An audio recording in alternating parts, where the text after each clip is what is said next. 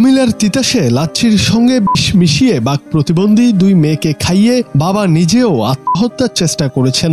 এতে দুই মেয়ের মৃত্যু হয়েছে। চিকিৎসাধীন আছেন বাবা মনু মিয়া।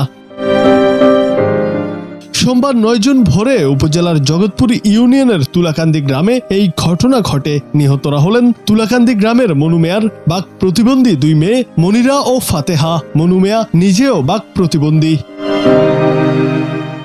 পারিবারিক সূত্রে জানা গেছে, একই পরিবারে একাধিক ব্যক্তি বাক প্রতিবন্ধী হওয়ায় মানুষজন নানা সময় কটু কথা বলে। এসব কথা সহ্য করতে না পেরে লাচ্ছির সঙ্গে বিষ মিশিয়ে মেয়ে মনিরা ও ফাতেহাকে খাইয়ে নিজেও বিষ পান করে আত্মহত্যার চেষ্টা করেন মনু।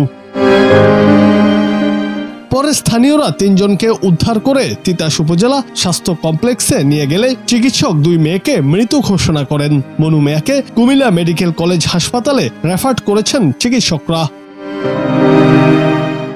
তিতাস থানার ওসি মোহাম্মদ শহীদুল্লাহ ঘটনার সত্যতা নিশ্চিত করেছেন।